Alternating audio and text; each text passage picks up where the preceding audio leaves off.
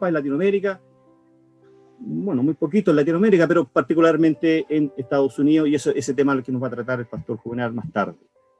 Dejo con ustedes a nuestro primer exponente, a nuestro pastor Héctor Torres, para que nos exponga con magistralidad, ¿cierto?, la influencia de la Reforma en Europa. Siendo las 18:15, pastor Héctor, le cedo su lugar.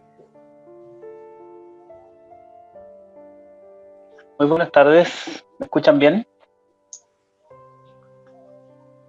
Amén. Fuerte y claro. ¿Sí? ¿Se escucha? Sí.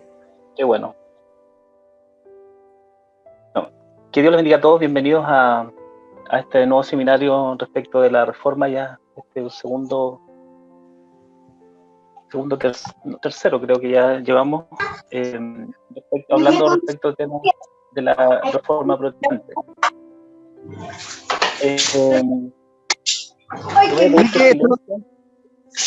Los teléfonos, cuando ingresen, están desactivados. Lo acabo de desactivar. Sí. Ya. Bueno, cuando hablamos de la reforma, generalmente en el mundo evangélico se tocan dos áreas que son básicamente las que generalmente nos importan como cristianos. Uno es el tema, por un lado, el tema teológico, ¿no es cierto? Y a veces también es tocado el tema político, ¿ya? Todas las implicancias que llevó la reforma en términos teológicos, el cambio de paradigma que se produjo con ese hecho histórico. Sin embargo, la reforma tiene también otras consecuencias indirectas, ¿no es cierto? Esas anteriores, tanto el cambio de esa división que se produce en la Iglesia Católica, podríamos considerarla como una consecuencia directa de la reforma y el cambio político, obviamente, porque parte de Europa también se separan, ¿no es cierto?, entre los países que son netamente o se reconocen protestantes y se separan del dominio de la Iglesia Católica, y aquellos que obviamente siguen siendo fieles a la Iglesia Católica.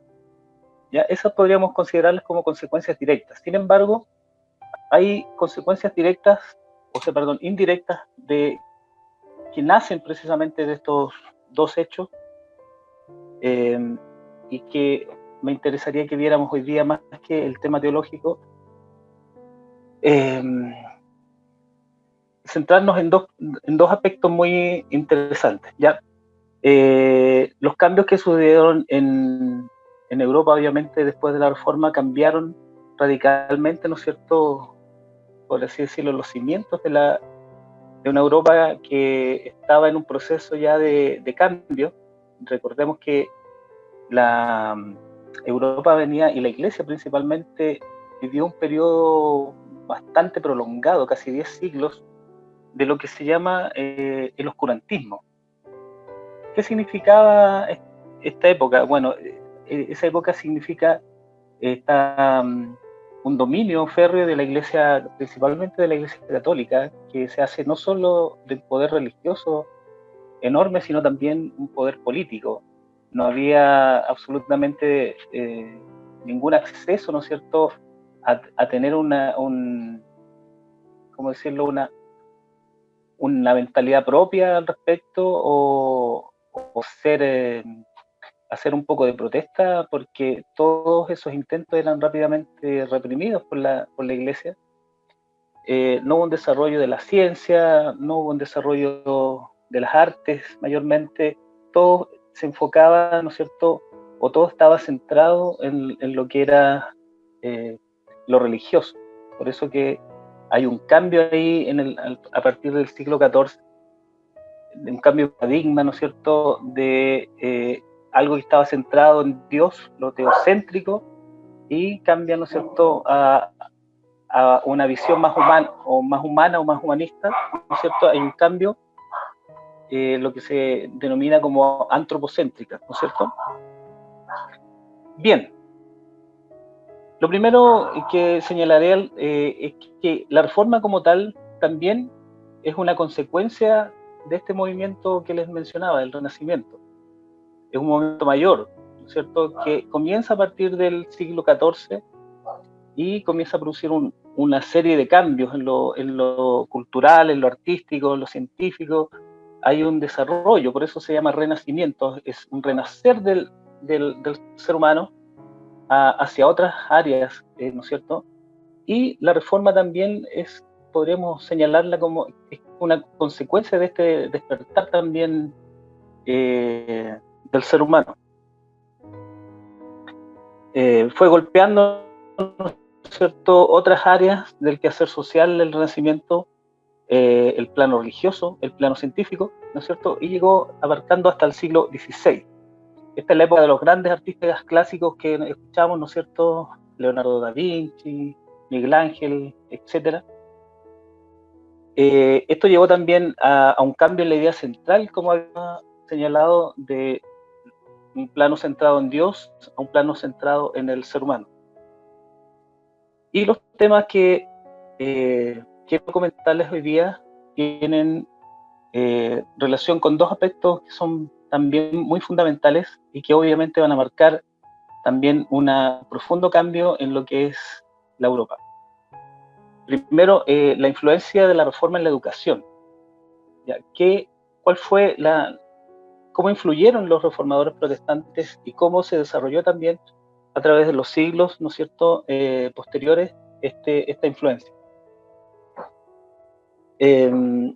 Existe poca información al respecto. Como les decía, generalmente cuando hablamos de reforma estamos hablando en términos teológicos, ¿no es cierto?, y políticos, pero en otros temas generalmente no ahondamos mucho, ¿no es cierto? Y si hay un aporte importante en la reforma aquí es el cambio, ¿no es cierto?, en los postulados del protestantismo, como es el cambio de la valoración e integración de todos los seres humanos, tanto hombres como mujeres, en todas las estructuras sociales. Tanto Lutero como Calvino, Melanchthon, entre otros, serían quienes presentarían como una de sus caballitos de batalla, ¿no es cierto?, la instrucción elemental, la educación básica, donde no caben distinciones por razones de sexo ni de clase. Para ellos la escuela debía ser popular y pública. Popular y pública.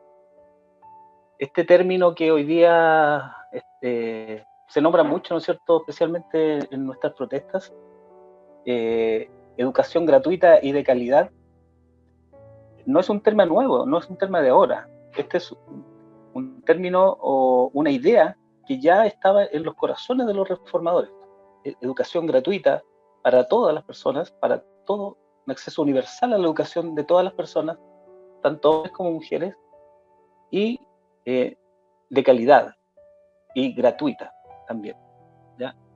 Lutero insistió desde los inicios de la Reforma en la necesidad de que todos los creyentes leyeran la Biblia directamente.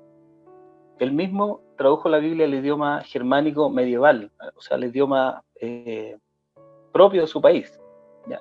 Curiosamente, esta traducción no tenía notas aclaratorias al pie de página, ¿ya?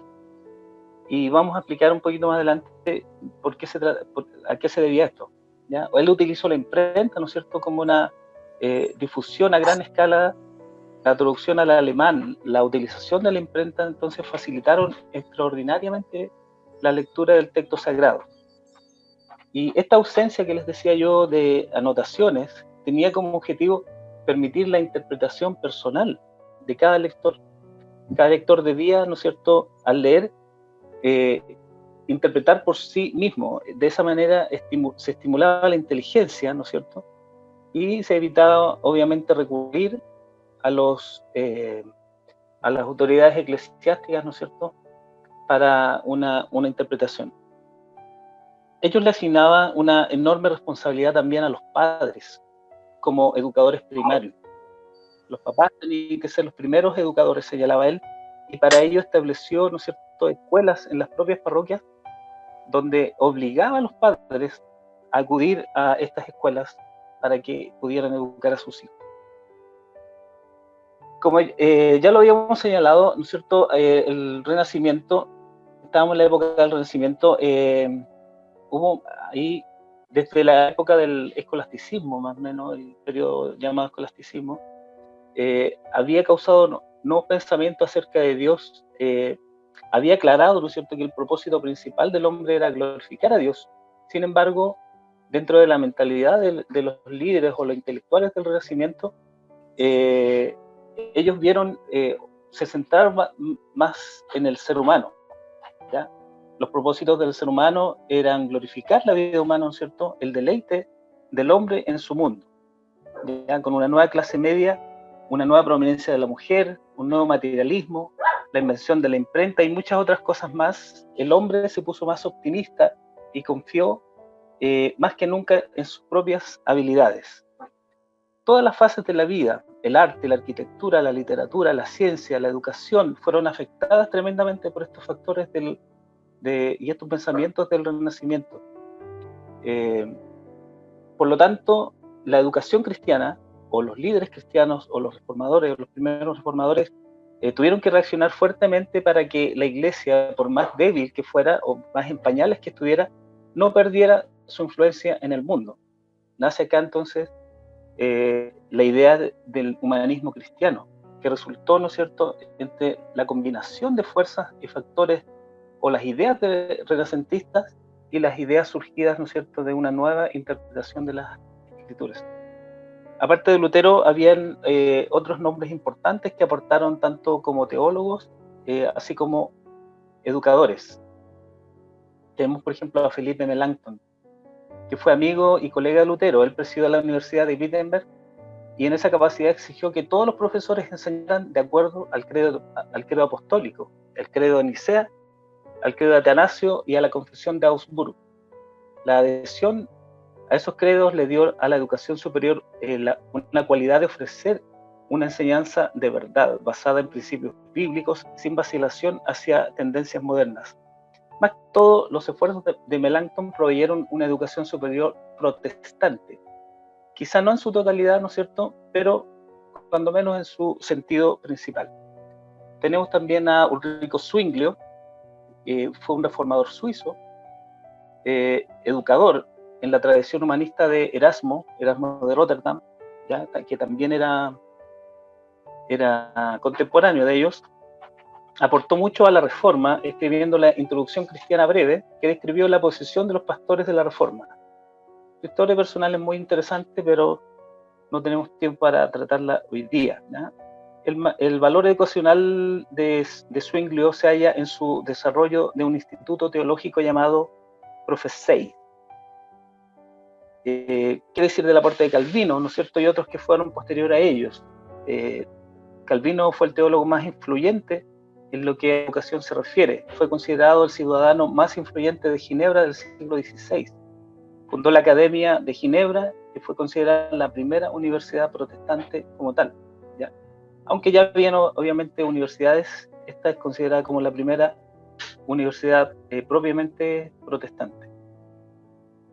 En estudios realizados en Europa en épocas recientes para determinar el aporte de la reforma en la educación y el trabajo, se determinó que uno de los efectos reportados es sobre los niveles de alfabetización en las zonas protestantes de Europa.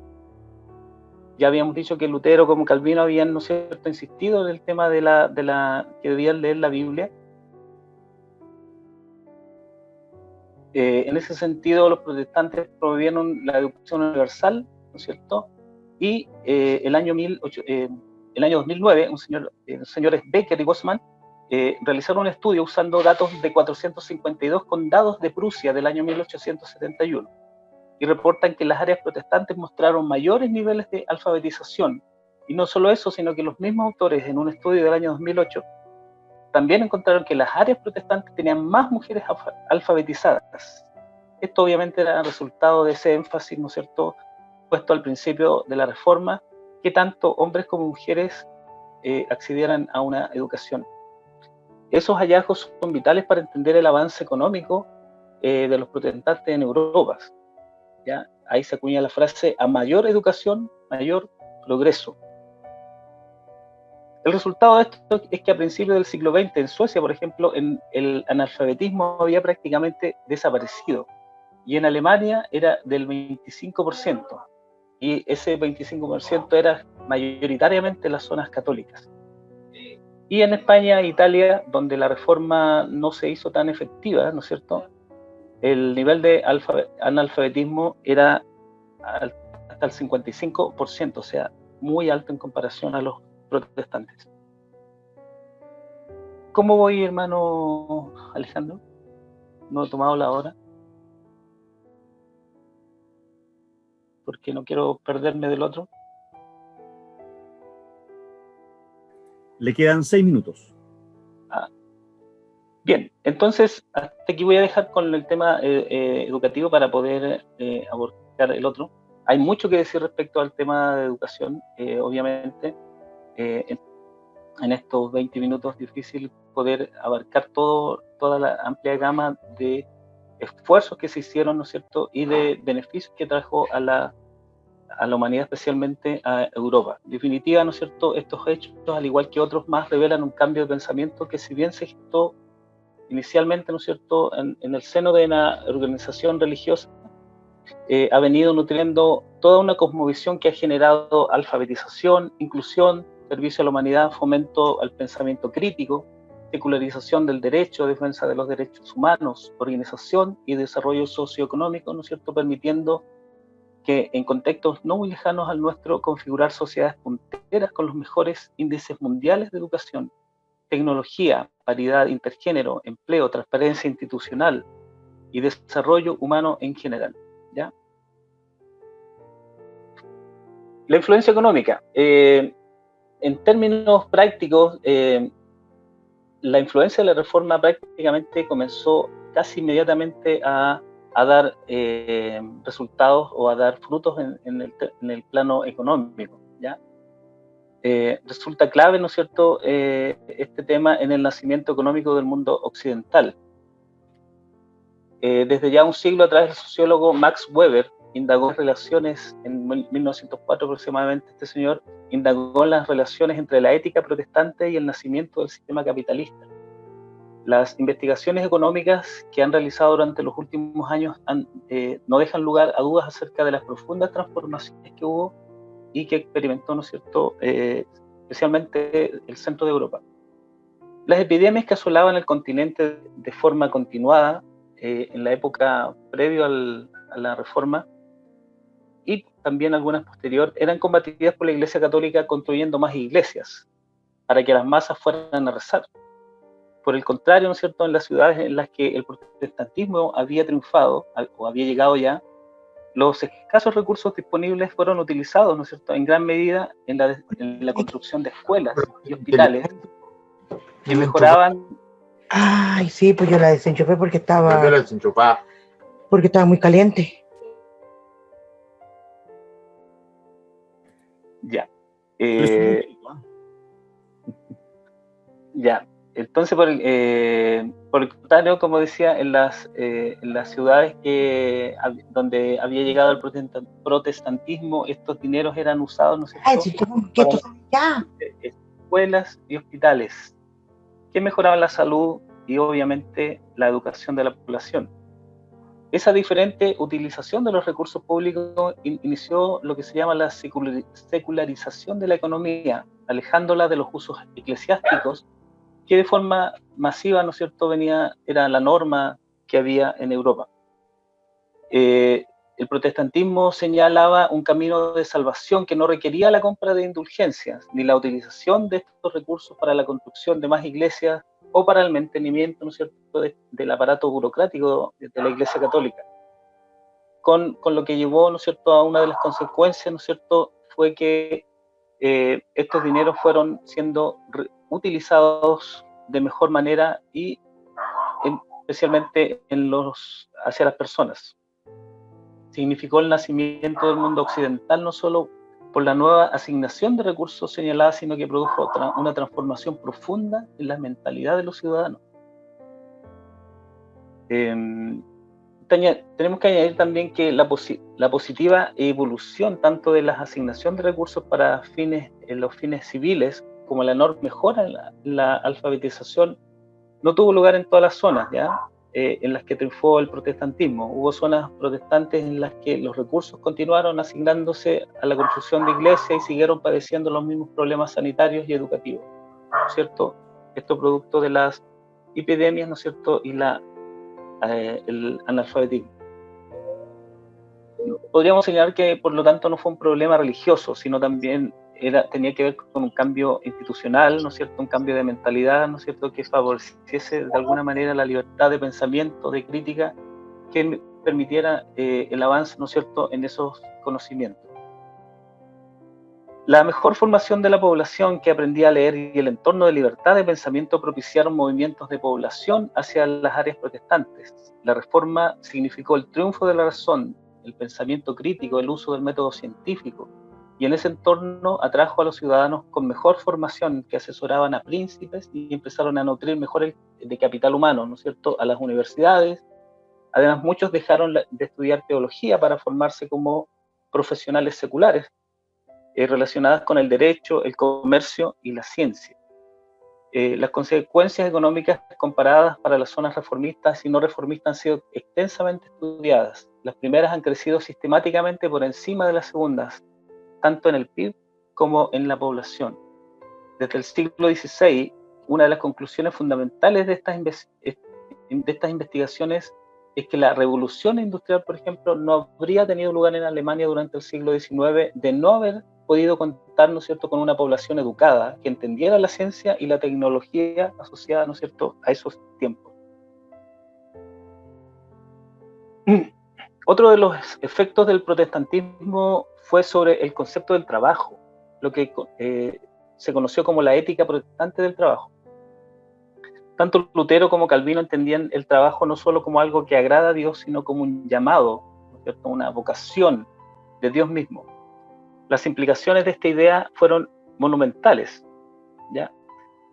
Por un lado, implica que no existe labor o trabajo de inferior dignidad. No importa el tipo de trabajo, sino que se realice para la gloria de Dios. Pero además, el trabajo es un llamado, señalaban ellos, que implica que Dios usa a cada persona para sus propósitos de mantener su creación y servir a la humanidad. No solo el clero sirve a Dios, sino toda persona que trabaja. Esa era la consigna. Por último, la reforma hizo avanzar significativamente el derecho de la propiedad privada y, en consecuencia, el progreso económico de los pueblos. Contrario a lo que muchos piensan, la Biblia, ¿no es cierto?, no es comunista, por así señalarlo. En su visión de la economía, los mandamientos de no hurtarás, no codiciarás, ¿no es cierto?, claramente establecen la propiedad privada como parte de un ordenamiento social que Dios estableció por medio de la ley dada a Moisés. Pero también tiene serias advertencias, ojo, en contra de la acumulación excesiva de los recursos.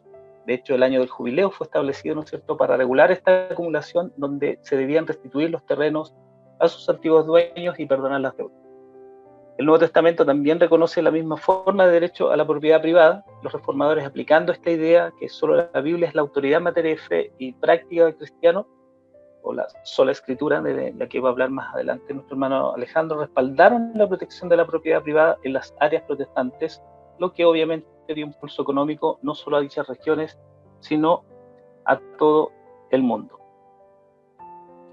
El mundo de la reforma tiene que enfrentarse en un mundo oprimido espiritual y socialmente, un mundo de servidumbre, de feudalismo y por consiguiente sin libertad para disentir o mucho menos protestar por aquello que en cualquier orden estuviera mal.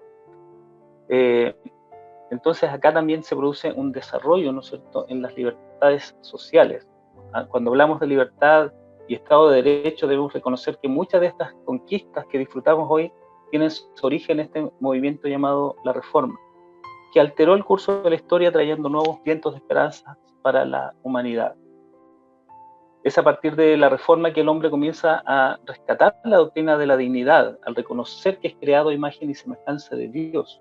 Es el tiempo cuando comienza a propagarse la libertad de conciencia como un principio fundamental en la vida del individuo.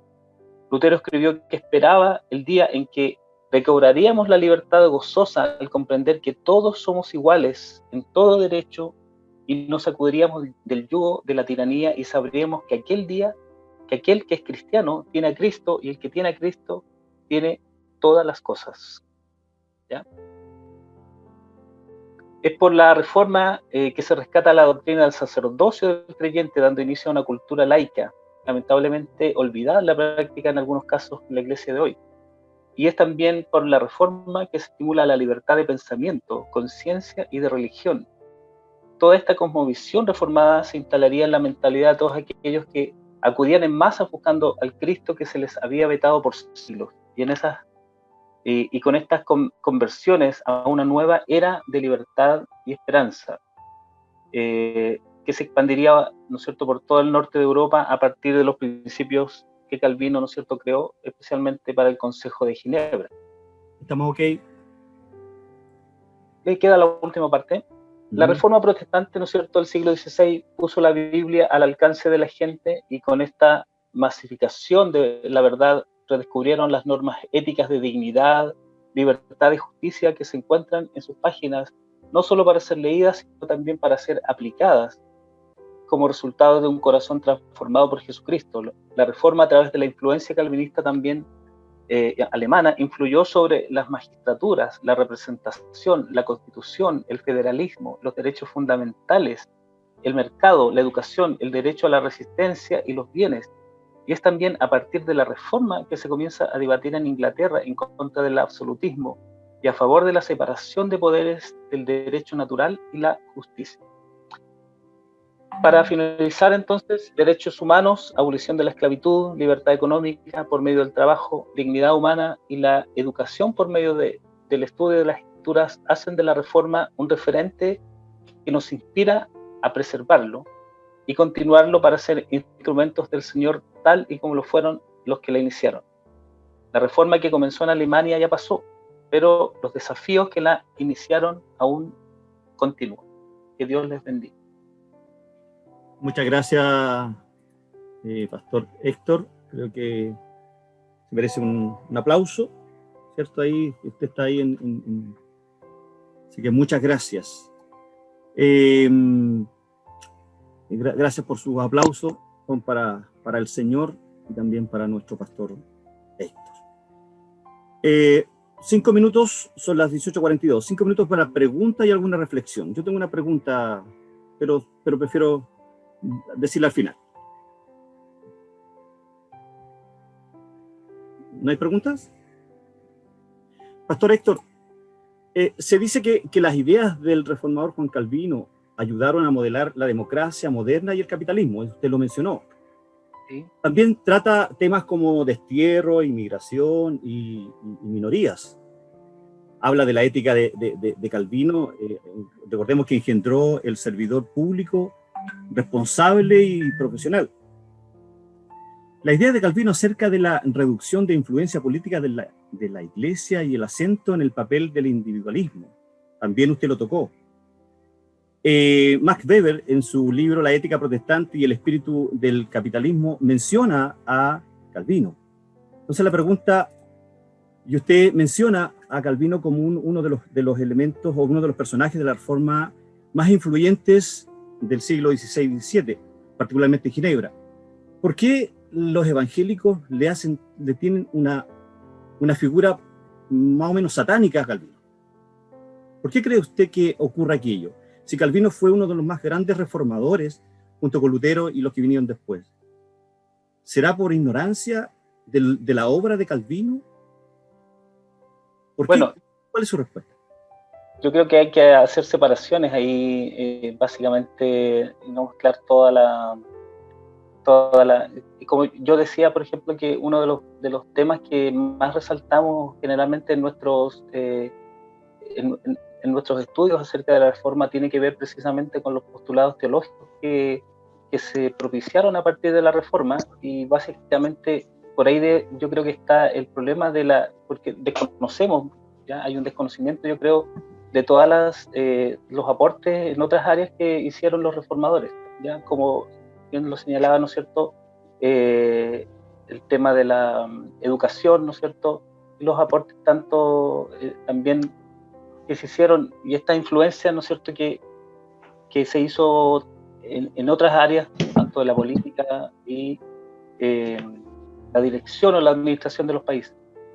Pero sí, si tuviéramos que decir, yo creo que hay un tema ahí de que no hemos estudiado a cabalidad todos los aspectos que abarcó la reforma, y yo creo que por ahí va el tema. Gracias, Pastor Héctor. ¿Alguna otra pregunta, algún comentario? Pastor Ricardo desactivó su micrófono. ¿Alguna pregunta? Yo, Lizama, hermano Lizama. Hermana Elizabeth, por favor. Sí, partiendo del hecho de que surge la educación gratuita para todos, hubo mujeres que se distinguieron en la Reforma Protestante en esa época. ¿Se escucha bien? Sí, apagó el micrófono. ¿Se estaba escuchando bien? ¿En caso, eso fue una pregunta o una Una pregunta. Preguntaron si que hubo mujeres que se distinguieron. La verdad es que tengo que reconocer en que en todo el material que leí respecto a eso no encontré mucho de mujeres.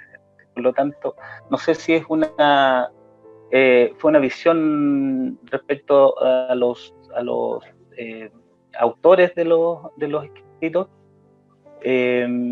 pero por lo menos en lo que indagué a partir de los primeros siglos de la Reforma hasta el siglo XVII no se mencionaban mujeres en los escritos. 2 mujeres, Pastor Héctor, hay 2 mujeres, lamentablemente no me acuerdo del nombre de ella. Una fue la esposa de Lutero. Ahora, lamentablemente... Catalina Bomborá. Exacto. Ella misma, ahí tiene un ejemplo de influencia en la educación. Y hay otra mujer más que no me recuerdo el nombre, pero también se menciona mucho en la Reforma. Así que eso sería como respuesta, hermana Elizabeth. Desconozco otra mujer que haya sido influyente. No sé si el pastor Juvenal o el pastor Ricardo tendrán algún nombre en mente, pero me recuerdo de ellas 2. La segunda no me recuerdo el nombre. Pastor Ricardo, por favor. En Francia, en los primeros tiempos de la Reforma hugonota, hubo una duquesa, la duquesa de Tampes, tal cual, la duquesa de Tampes, que era una mujer muy influyente a nivel del rey Francisco I. Y ella tenía en su mente muy claro el tema de sacar adelante la reforma a nivel de la cortes, de los cortesanos ahí en la corte del rey Francisco I de Francia. Y es muy recordada la influencia de la duquesa de Tampes en Francia. Y en Alemania, ya lo dijimos, la ex monja Catalina Bomborá, que fue la señora de Lutero. Y también hay que decirlo, tras la gran figura de Calvino estaba su hermana. Cuando él arranca de Francia, él arranca con un hermano y con su hermana, y también su hermana fue bastante leal al proyecto calvinista, o de Calvino, más bien dicho, en ese periodo. No se menciona, pero efectivamente van a ocupar un lugar importante en el desarrollo del pensamiento y del proceso que viene en el siglo XVI y XVII. Y con respecto a por qué el calvinismo es mirado con malos ojos, hay 2 razones que uno puede esgrimir. Y tal vez la primera no va a ser muy justa. Entre los siglos XVI y siglo XVII hay un proceso que lamentablemente no vamos a poder hablar ahora, que también es una consecuencia directa de la Reforma, que se llaman las guerras de la religión, ¿ya? Las guerras de religión en Europa, que es un conflicto que dura a partir del año 1524, partiendo en Suiza, con Ulrico Zwinglio, ¿ya? Y en Alemania con la guerra de los campesinos con Tomás Münzer, y va a terminar en el año 1698 con el Edicto de Nantes. Son casi 170 años de guerra. Y en esa guerra, ya quienes participaron más con mayor digamos, fuerza son los calvinistas. Entonces, ahí hay una razón por la cual la ideología calvinista, como dicen los historiadores, no es muy bien valorada. Y lo otro es, ustedes mismos lo decían, es tomar como cierto totalmente lo que dice Max Weber, que la ética protestante y el capitalismo nacen en el pensamiento de Calvino, cosa que no es completamente cierto. Hay elementos que se ajustan, pero hay otros que son injustamente y desde el punto de vista histórico equivocados.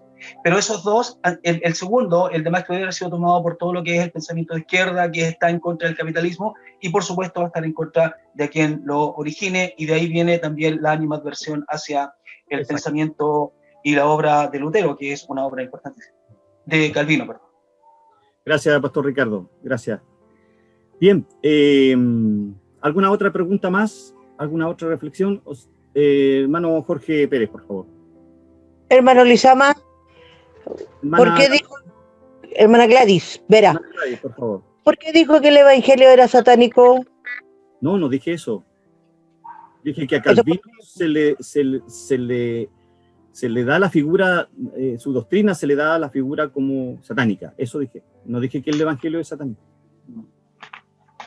Cuando usted le dice a un evangélico que la doctrina calvinista, es satánica. A eso me refería. Gracias, eso quería saber. Ya, hermana Gladys, muy amable. Hermano Jorge Pérez, por favor. Muchas gracias. Tres cositas. Miren, lo primero es una pregunta que en realidad no tengo bien claro si Lutero y Calvino fueron contemporáneos, ambos, o es uno primero y el otro después. Lo segundo, haciendo una referencia a lo que decía mi pastor Héctor, como decía, una frase que la reforma en Alemania terminó, pero tenemos desde ahí nosotros una base ahora como vista, ¿cierto? Y tarea para cada uno de nosotros, que es necesario hoy también una reforma en la iglesia. Y siempre se viene viendo, ¿cierto?, de que la iglesia ha sufrido necesidad de reforma, porque vemos nosotros en el segundo libro de Crónicas, ¿cierto?, con la Josías, por decirlo, cuando haya el libro, ¿cierto?, se halla el libro, y ve ahí cuando se leen los escritos, cuán lejos estamos, dice, de la escritura. Y hoy día nosotros estamos viviendo eso también.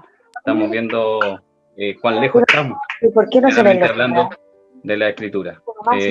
Y es tiempo también reformar en la iglesia. Y lo último, en referencia también al comentario que hacía mi hermana Elizabeth, o consulta, ¿cierto?, sobre si había mujeres en tiempos de la reforma también influyentes.